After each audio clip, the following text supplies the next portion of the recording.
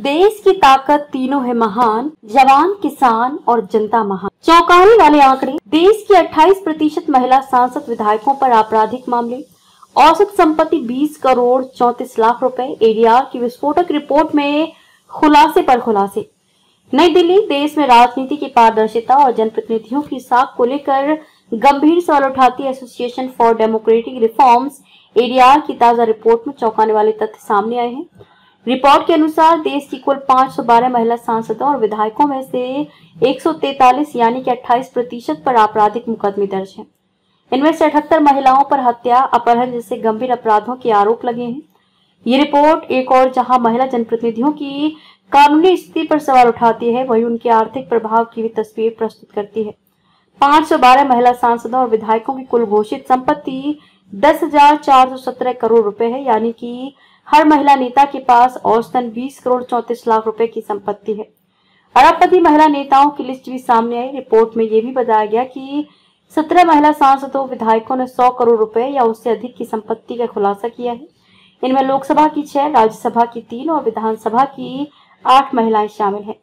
शिक्षा और उम्र के आंकड़े। महिला जनप्रतिनिधियों की शैक्षणिक स्थिति पर नजर डालें तो 71% महिला नेता ग्रेजुएट या उससे अधिक शिक्षित हैं।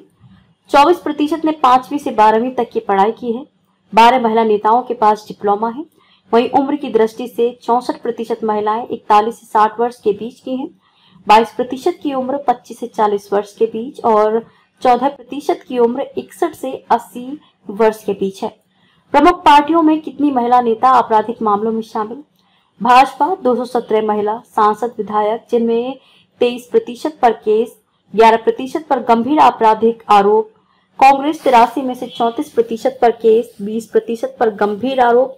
तेलुगु देशम पार्टी यानी कि टीडीपी 20 में से 65% महिला विधायकों पर केस, 45% पर गंभीर आरोप। आम आदमी पार्टी 13 में से 69% पर केस, 71% पर गंभीर आरोप। देश भर में 45% विधायक। आपराधिक पृष्ठभूमि से राज्यों की हालत चिंताजनक। एडीआर की एक अन्य रिपोर्ट के अनुसार देश के 45% विधायक आपराधिक मामलों में संलिप्त हैं। इस अध्ययन में 28 राज्यों और 3 केंद्र शासित प्रदेशों के कुल 4123 विधायकों में से 4092 के चुनावी हलफनामों का विश्लेषण किया गया।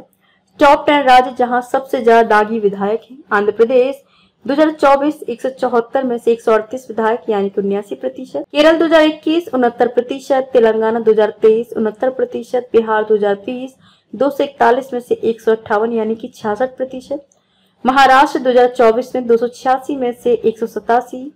तमिलनाडु 2021 224 में से 132। ओडिशा 2024 147 में से 85। कर्नाटक 2023 में 223 में से 122। झारखंड 2024 80 में से 43। उत्तर प्रदेश 2022 403 में से 200।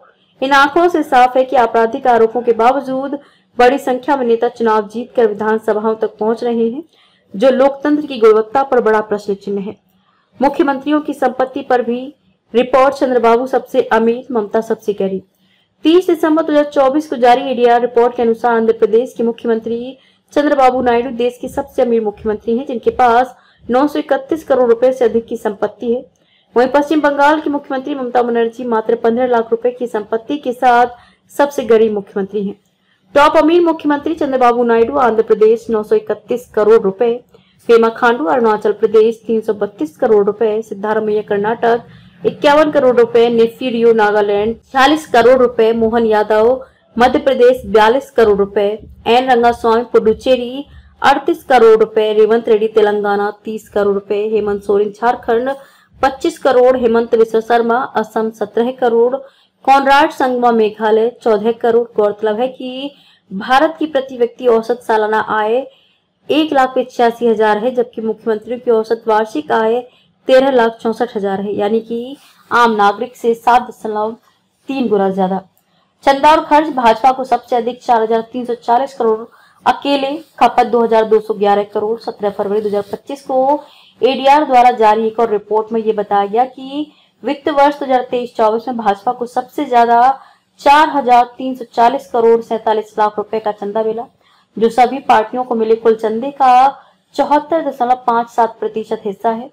दलों को मिला चंदा और खर्च। भाजपा 4,340 करोड़ 47 लाख रुपए चंदा, 2211 करोड़ 69 लाख रुपए खर्च। कांग्रेस 1225 करोड़ 12 लाख रुपए चंदा, 1025 करोड़ 25 लाख रुपए खर्च। सीपीआईएम 167 करोड़ 63 लाख चंदा, 127 करोड़ 28 लाख खर्च।